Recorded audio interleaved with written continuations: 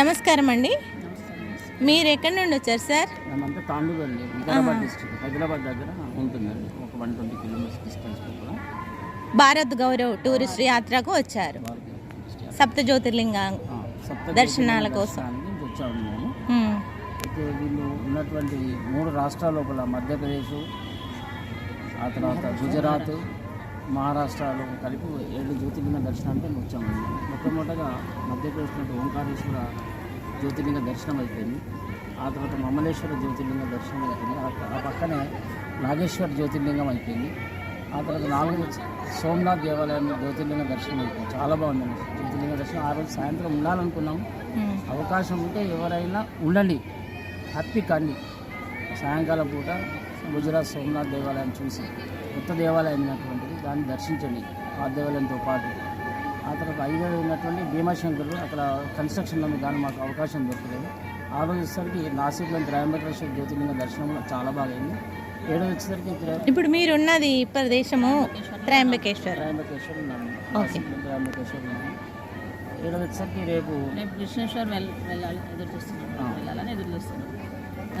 భారత్ గౌరవ టూరిస్ట్ ఉండడం వల్ల మేము రాగలిగినామండి. లేకపోతే ఒక్కరం రాలేము, భయం ఉంటుంది. అందరు ఉన్నారన్న 700 మంది కానీ, టూరిస్ట్ కానీ, భోజనం కానీ, రూమ్స్ కానీ ఎలాంటి ఇబ్బంది కానీ రాగలిగినామండి, ధైర్యం చేసినాం. అంటే మీకు మీ కుటుంబీకులకు ఎవరికి అనారోగ్యం ఏమీ కాలేదు? ఫుడ్ విషయంలో అయినా కూడా జాగ్రత్త విషయంలో అన్నీ బాగున్నాయి అంటారు అయితే? అన్నీ బాగున్నాయి. ఇది మనకు ఈ భారత్ గౌరవ్ టూరిస్ట్ యాత్రను ఏర్పరిచిన మోదీ గారిపై చాలా చాలా ప్రత్యేక ధన్యవాదాలు. అయితే మోడీ గారు చేస్తున్నందుకు కానీ పెద్ద మనుషులు ఎంత ఏజ్ వాళ్ళు ఉన్నా కూడా ధైర్యంగా రాగలరు. మోడీ గారు చేయకపోతే మేము రాలేము. మోడీ గారు చేయకపోతే అయ్యే పని కాదు. ఒక జ్యోతిర్లింగానికే మనకు 4 రోజులు పడుతుంది. 4 రోజుల అన్నీ చేయగలిగినాము. పిల్లలు లేకుండా కూడా పెద్ద మనుషులమైనా కూడా రాగలుగుతున్నాం, ఏజ్డ్ వాళ్ళైనా రాగలుగుతారు. ఎందుకంటే లగేజ్ అక్కడ పెట్టేసి వాళ్ళు కూడా దగ్గరుండి గైడ్ చేస్తూ తీసుకెళ్తున్నారు కాబట్టి ధైర్యంగా రాగలుగుతారు. మేము పక్కింట్లో ఉంటే ఎలా వచ్చామో దైవ దర్శనం అలా వచ్చాము. ఎలాంటి లగేజ్కి ఇబ్బంది లేదు. ఏ దర్శనానికైనా ఎలాంటి ఇబ్బంది లేదు. పక్కింట్లో ఉండి దర్శనానికి ఎలా వచ్చామో అలా వచ్చాం. పక్కింట్లో అంత సులభంగా వచ్చారన్నట్టు అయితే. ఆధ్యాత్మికం గురించి మీరేమైనా చెప్పగలుగుతారా అండి? ఆధ్యాత్మికము వల్ల మనకేంటి, మనిషికి ఏంటి? మానసిక తృప్తి, సంతోషం, ప్రశాంతత, మరియు మన సనాతన ధర్మాన్ని తెలుసుకుని కాపాడిన వాళ్ళం అవుతాము. మన హిందుత్వాన్ని పెంపొందించాలి. మోడీ గారు ప్రయత్నం చాలా బాగుంది. అందరికీ పరిచయం అవుతుంది అనుభూతి. ఇంతకుముందు ఇంకా ధైర్యంగా దర్శనం చేసుకుని లేకపోతే భారత్ గౌరవ పుణ్యాలు చేసుకోగలుగుతున్నాం. మీరు సార్, మీరు చెప్పండి, మీ అనుభవం ఎలా ఉంది, మీ అనుభూతి ఏంటి? చాలా ఇదే రకంగా ఇంకా కొత్త రూట్లు తెలిస్తే ఇంకా కొత్త విషయాలు తెలుసుకుంటే మేము పోగలుగుతామని ఆశిస్తున్నాం. పుణ్యక్షేత్రాలు చూపిస్తాము అని అన్నారు కదా, అవి అన్ని కరెక్ట్గా చూపిస్తున్నారా? అన్ని కరెక్ట్గా చూపిస్తున్నారు. ఒక భీమాశంకర్ది వాళ్ళకు ఇచ్చిన డేటుకు వాళ్ళకి హ్యాండ్ ఓవర్ చేయనందుకు అది దాన్ని క్యాన్సిల్ చేసి వేరే చూపించారు. మొత్తానికి ఆధ్యాత్మిక ప్రయాణంలో ఎలాంటి ప్రయాసాలు లేవు అంటారు. ప్రయాసాలు లేవు, సంతోషంగా. చుట్టాలు వస్తే ఏదో ఇబ్బంది ఏర్పడుతుంది. ఇంతమందిలో చిన్న ఇబ్బందుల్ని మనం తట్టుకోవాలి, నిలబడాలి, ఉండాలి. ఇండివిజువల్ వచ్చినా కూడా ట్రైన్ లేట్ అవుతుందంటే మనం ఏం చేయలేము కదా, వెయిట్ చేయాల్సిందే. ఆకలి అని తెలియకుండా వాళ్ళు పెడుతున్నారు. వారం రోజులు అయింది మేము స్టార్ట్ అయ్యి, ఆకలిని తెలియనీయకుండా వాళ్ళు గరం పొద్దుగాల లేకుండా ఇంటికి ఒక అతిథి వస్తే ఎలా అయితే చేస్తామో అలా టిఫిన్, భోజనము, డిన్నర్ అన్ని టైం టు టైం అన్ని. మళ్ళీ షుగర్లెస్ టీ, కాఫీ అట్లా అన్ని రకాలుగా అన్ని విధాలుగా ఆలోచించి పెడతారు. చాలా బాగుంది. మొత్తానికి అనుకూలంగా అయితే మనం వెళ్ళలేము, అంత బాగా. మొత్తానికి ఈ ప్రయాణం చాలా సంతృప్తికరంగా ఉంది అంటారు.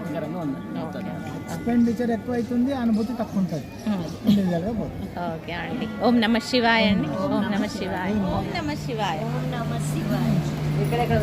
అమ్మ, మీరు భక్తి మార్గంలో ఉన్నారు కదా, ఉండి ఈ ఏజ్లో 60 ఏళ్ళు దాటినాక యాత్రలు తిరగాలని వచ్చారు. దీనికోసం ఈ భారత్ గౌరవ్ టూరిస్ట్ యాత్రల్లో కొంచెం తక్కువ ఉంది, మన బడ్జెట్లో కూడా తక్కువ వస్తుంది అని అనుకొని వచ్చారు. అయితే ఇప్పుడు ఎలా ఉందమ్మా మీకు? వచ్చేటప్పుడు మాత్రం ఘనంగానే పూలు చల్లి స్వాగతాలు పలికిండ్రు. ఆ? వస్తప్పుడు మంచిగానే చేసిర్రు, ఫుడ్ కూడా మంచిగానే ఉంది. ఆ. నీకు బాగానే ఉంది కానీ మెయింటెనెన్స్ కష్టంగా ఉంది. మెయింటెనెన్స్ ఒకటి కష్టంగా ఉంది. అంటే ఏమి ఇబ్బందులు జరిగినాయమ్మా? ఫుడ్కి ఏమి ఇబ్బంది లేదు. మీకు మెయింటెన్ బట్టలు నీట్నెస్ లేవు, మనుషులు నీట్నెస్ లేరు. చూస్తేనే పోయిన దగ్గర మనల్ని రిసీవ్ చేసుకోవడం కరెక్ట్ లేదు, మనం అడిగిన దానికి సమాధానం చెప్పడం కరెక్ట్ లేదు. మనం తెలుగు వాళ్ళము, వాళ్ళు హిందీ వాళ్ళని పెట్టిర్రు, వాళ్ళు హిందీ వాళ్ళు ఏం మాట్లాడుతారో మాకు అర్థమైతే లేదు. తెలుగు వాళ్ళని పెడితే బాగుండేది. అప్పుడు ఆ దినాల్లో అందరు చదువుకున్న వాళ్ళు లేరు. అవును. 60 ఏళ్ళ కింద చాలా మంది చదువుకున్న వాళ్ళే రూమ్ పోయేటప్పుడు చాలా ఇబ్బంది అవుతుంది. అప్పుడు నేను కాశీ పోయినప్పుడు అయితే టికెట్ రాసి చేతిలో పెట్టిర్రు, అది తీసుకుపోయి రూమ్ దగ్గర ఇస్తే ఆయన తాళం చేసింది వెళ్ళిపోయినాం రూమ్లకు. ఇప్పుడు ఫోన్లలో చూసుకోరు అంటారు. ఫోన్లలో ఎంతమంది చూసుకుంటారు? నూట్లో ఒక 60 మంది చూసుకోరు, 40 మంది చూడొస్తుంది. అయితే మీకు ఒక కోచ్ను తెలుగు ఆయననిచ్చి ఎట్లా పోవాలి ఏంటి అనేది మీకు ఏర్పరచాలి. మేము డబ్బా దిగేటప్పుడు ఒక చిట్టి రాసి చేతిలో పెట్టి ఓ పలాని రూమ్ అని ఆ రూమ్ కార్డు ఇచ్చి పెడితే మేము ఆ చిట్టి కొనుమని ఆయన చెప్పి ఏంటండి? బాత్రూమ్ లో కూడా క్లీనింగ్ లేదు, వాటర్ ప్రాబ్లం కొంచెం ఉంది. కాకపోతే ఫుడ్ బాగానే ఉంది కానీ వడ్డించిన వాళ్ళు నీట్నెస్ లేదు. అదొకటి.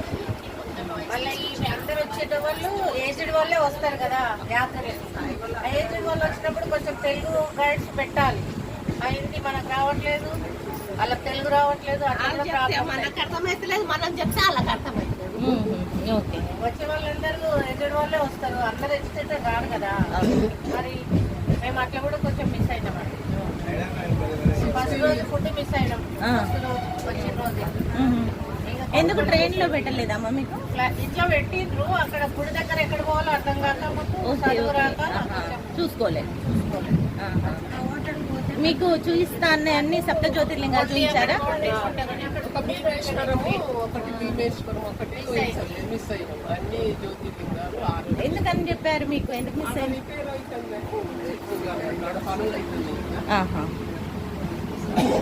మీకు సమయానికి ట్రైన్ దిగగానే బస్సులు రావడము ఇవన్నీ ఉన్నాయా? ఓకేనే. పూణేలో ఏదో చాలా సేపు వెయిట్ చేసిరు, బాత్రూమ్స్ కూడా లేవన్నారు కొంతమంది. మస్తు ఇబ్బంది అయింది. అంటే ఎలాంటి ఇబ్బంది? షుగర్ బీపీ ఉన్న వాళ్ళకు టాబ్లెట్ వేసుకోకుండా వాటర్ లేవు, అన్ని ఇబ్బంది జరిగింది. మనకు చూపిస్తున్నదేమో అదేంటి గణేష్ శంకర్. అవును, అప్పుడు చెప్పిండు అందులో. చెప్పిన ఆయన ట్రైన్ ఎక్కగానే వీరశంకర్ చూపెడతలేను అన్నాడు. చూపెడతలేను అన్నప్పుడు రికమెండేషన్ అన్నీ చెప్పినాం మనం. గుళ్ళ పేరు తనకు దగ్గరలో ఉంటే ఏది దగ్గర ఉంటే అది చూపెట్టమని అడిగినాము. అడిగినప్పుడు ఆయన ఏదో ఒక్కటన్నా కన్ఫర్మ్ చేయాలన్నా చూస్తున్నాము ట్రైనే దిగే టైం వచ్చింది, ఇంకా చూడలేడు. ఆ గుడి అయితే మిస్ అయినట్టే కదా. ఆయనది ఛత్రపతి శివాజీది మేమేం చేసుకుంటాం? 60 ఏళ్ళు దాంట్లో పోయి మేము ఎంత అవస్థలు పడ్డాం. ఎక్కాల దిగాలంటే ఎంతమంది కాళ్ళ నొప్పులు ఉన్నాయి, మరి ఎక్కి దిగడానికి ఎంత బాధ అవుతుంది. ఆడ ఎంటలు కొనుపోయి ఆడ ఎడసబెట్టిండి అయిపోయాయి. వాళ్ళు ఏదో అన్ననన్నా తెలుగు చెప్తారా అంటే అందులో కూడా తెలుగు చెప్పలేదు, అంతా హిందే చెప్పిర్రు. ఆ హిందీ 110 మందికి వచ్చేది కష్టం. ఏమర్థమైంది ఆడ మాకు? సినిమా చూపెట్టిర్రు, పంపిర్రు, ఇంకా మీరికెళ్ళో 200 బొక్క. దాని బదులు ఏదన్నా యాత్ర అయిపోయింది కదా. గణేష్ గుడి ఉందంటే అక్కడ, లక్ష్మీదేవి గుడి ఉంది అక్కడ, చాలా అన్నల గుడి ఉంది. మరి ఏదో ఒక్క గుడి చూపెడితే అయిపోయేది కదా వాళ్ళకి అందరికి. మరి అలాంటప్పుడు ఆ ఛత్రపతి చూసి మేమేం చేస్తాం? మేమెవరితో అన్న యుద్ధం చేసేట్టున్నా ఇంకా పోయి అదే అక్కడ జరిగింది మాకు బాధ. అది అక్కడికి వెళ్ళి వచ్చి రైల్వే స్టేషన్కి వచ్చినాక ఆడ ఏది టాయిలెట్లు లేవు, ఏవి లేవు. ఫుట్పాత్ మీద బండి లేట్ అయింది. ఎన్ని గంటలు లేట్ అయిందమ్మా? 3 గంటలు. 3 గంటలు ఫుట్పాత్ మీద ఉన్నాము. ఒక టాయిలెట్ లేదు, ఒక గాలి లేదు, నీళ్లు లేవు. చాలా బాధ. అందుకే లొల్లి అయింది ట్రైన్ కాడ. అక్కడ వెయిటింగ్ హాల్ లేదా? వెయిటింగ్ హాల్ లేదు. ఆ వెయిటింగ్ హాల్ పోతే గంటకు 10 రూపాయల ఎంతకో 10 రూపాయలు అని వాళ్ళు పైసలు వసూలు చేస్తున్నాడు. అది ఆడ జరిగింది. అది మాకు కింద ఏడ కూర్చోబట్టి అంతా కూర్చోరాదు కూర్చోవడానికి ప్లాట్ఫామ్ లేదు. ప్లాట్ఫామ్ లేదు, లేక కిందనే అట్లా వండుకున్నారు కొంటారు సింగల్ వేసుకొని ఆ రుబ్బులే వేసుకొని జరిగిన బాధ అది. అందరికీ కాళ్ళ నొప్పులే ఉన్నాయి. కింద ఎవరు కూర్చుంటారు? 60-70 ఏళ్ళు వచ్చిన ఎవరు కూర్చుంటారు? 40 ఏళ్ళే కూర్చుంటలేరు కింద. ఇవన్నీ అవకతవకలు జరిగినాయి కదమ్మా. అయితే ఇప్పుడు ఏమన్నా వాళ్ళు సరిదిద్దుకోవాలంటే ఏమంటారు? సరిదిద్దుకోవాలంటే ఇగో ఇవన్నీ లేకుండా ఒకటి చూసుకోవాలి. సరే ట్రైన్ సిగ్నల్ దొరకలేదు, దొరకకుండా అక్కడ ఒక రూమ్ చూపెట్టు, వాష్రూమ్ కన్నా వేయడానికి చూపెట్టు, ఓ ప్లాస్టిక్ చైర్లు తెచ్చి పడేయాడ కూర్చుంటారు అందరు పెద్దోళ్ళు ఉంటే. ఓ వాటర్ డబ్బా తెచ్చేయాడ తాగుతారు. అది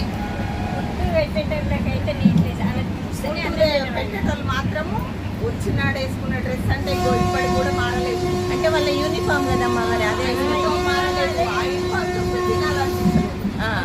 యూనిఫామ్ అయినా తిండి వేసుకోవాలి కదా కనీసం. అన్ని ఇడ్చుడు టయానికి వేసుకున్నాడు యూనిఫామ్ స్మెల్ వచ్చింది.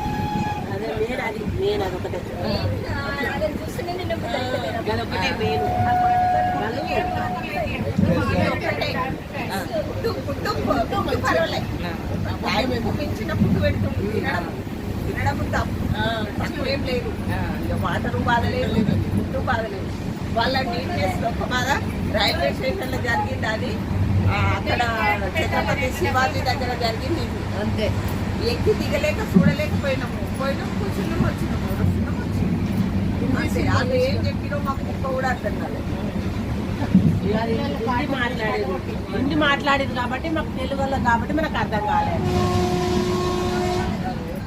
ఓం నమ శివాయ. ఓం నమ శివాయ. మీరు ఎక్కడి నుంచి వచ్చారు సార్? హైదరాబాద్. హైదరాబాద్ నుంచి వచ్చారా? మీరు ఈ భారత్ గౌరవ్ టూరిస్ట్ యాత్రకు వచ్చారు కదా, వచ్చేటప్పుడు ఎలా ఉంది, ఇప్పుడు వెళ్ళేటప్పటికి వరకు మీరు మధ్యలో ఏమన్నా ఇబ్బంది పడ్డారా? మీ అనుభూతులు, అనుభవాలు ఒకసారి పంచుకుంటారేమని. మొత్తం మీద తీసుకుంటే ఇంతమందికి వాళ్ళు ఇన్ని వందల మందికి వాళ్ళు అరేంజ్మెంట్ చేయాలంటే ఎక్కడైనా కాకుండా లోటుపాట్లు అనేవి జరుగుతూ ఉంటాయి. కొన్ని మేము కూడా పడ్డాము. కానీ మొత్తం మీద ఏంటంటే అన్ని దర్శనాలు కూడా అయినాయి కాబట్టి అది ఒక ఆత్మానందంగా మాకు అనుభూతి, మంచి అనుభూతి ఉంది. కానీ ఇబ్బందుల పరంగా ఇది చెప్పాల్సినవి కూడా కొన్ని ఉన్నాయి. చెప్పండి. ఏంటంటే మొట్టమొదటిది ఈ రైలు ప్రయాణంలో దీంట్లో మనకి ఈ సమయ పాలన అనేది లేదు. సో టైమింగ్స్ మెయింటైన్ చేయడం లేదు. ఒకటి. రెండవది ట్రాన్స్పోర్టేషన్లో వాళ్ళకి ఫిక్స్డ్గా ఒక బస్సులు ఇచ్చేసి దాంట్లో మొట్టమొదటి వాళ్ళకి సీనియర్ సిటిజన్ సపోజ్ 70+ కాబట్టి వాళ్ళు ముందు కూర్చోబెట్టి, తర్వాత 60+, 50+, తర్వాత యంగ్స్టర్స్కి వెనకాల కూర్చోబెట్టి చేసి మీరు ఇదే సీట్లోనే ఇక్కడే కూర్చోవాలి, ఇలాగే మనం ట్రైన్ చేస్తే బాగుంటుంది అనుకుంటే ఎటువంటి కూడా ఉండేది కాదు. ఆ విధంగా జరగకపోవడం వల్ల కొన్ని గొడవలు కూడా జరిగాయి. తర్వాత ఒక స్టేషన్ తీసుకొని వచ్చారు, కడికి స్టేషన్కి. సాయంత్రం విద్యంతో అరౌండ్ 6:30కి వచ్చామన్నమాట. సో 9:30 వరకు ఏంటంటే 3 అవర్స్ దాదాపుగా మనకి ట్రైన్ అనేది మనకు ప్లాట్ఫామ్లో ప్లేస్ చేయలేదు. దాంట్లో ప్లాట్ఫామ్లో మనకి కరెంట్ లేదు, తర్వాత వచ్చి మనకి లైన్స్ వెళ్ళడానికి బాత్రూమ్ ఫెసిలిటీ లేదు, తర్వాత మంచినీళ్ళు లేవు. ఏమన్నా షాపులు ఉన్నాయా, కొనుక్కొని తింటామో తాగుతాం అనుకుంటే అవి లేవు. అక్కడ చాలా ఇబ్బంది పడ్డారు ఆడవాళ్ళు కానీ ముసలివాళ్ళు పెద్దవాళ్ళు అందరూ కూడా ఇబ్బంది పడ్డారు. ఇంకొకటి ఈ సప్త జ్యోతిర్లింగ వీళ్ళు ప్లాన్ చేసిన దాంట్లో 7లో ఒకటి ఆల్రెడీ వాళ్ళకి ముందుగా తెలుసు, ఒకటి ఆల్రెడీ క్లోజ్లో ఉంది, అది వాళ్ళు రెనోవేషన్లో ఉంటుంది తెలుసు వాళ్ళకి. అయినా కూడా ఏంటంటే వాళ్ళు ముందు చెప్పకుండా ఇక్కడికి వచ్చిన తర్వాత వాటిని దాచిపెట్టి లాస్ట్లో వాళ్ళు ఒక కడ్కీలో ఒక శివాజీ డిక్లరేషన్ చూపించడం జరిగింది. ప్రస్తుతానికి ఏంటంటే మంచిదే, కానీ ఈ వయసులో వాళ్ళకి ఇప్పుడు వాళ్ళకి అది అవసరం లేదు చెప్పాలంటే. ఎందుకంటే ఇప్పుడు యంగ్స్టర్ చూపిస్తే వాళ్ళకి ఒక ఉత్సాహం వస్తుంది, వాళ్ళకి ఒక ఆదర్శంగా ఉంటారు వాళ్ళు. కానీ ఇప్పుడు ఏంటంటే అందరూ కూడా 60% దాకా దాదాపుగా ఇప్పుడు రోజు మనకు ముందుగా చేర్చి ఒక అట్లీస్ట్ ఒక 1000 రూపీస్ పర్ హెడ్ వాళ్ళు రిటర్న్ చేసింది, వాళ్ళ అమౌంట్ చేసింది కనుక బాగుండేది. చిన్న వంటి బాగా జరుగుతూ ఉంటాయి. మెయిన్గా ఏంటంటే ఇవి అనమాట. అకామిడేషన్ కూడా ఏంటంటే ఇచ్చిన హోటల్స్ లాస్ట్ డే తప్పితే మిగతా రోజుల్లో ఇచ్చినట్టు అంత బాగా లేవు. తర్వాత 5 మందికి 6 మందికి ఇవ్వడం అనేది కూడా కొంచెం ఇబ్బందికరంగా ఉంది.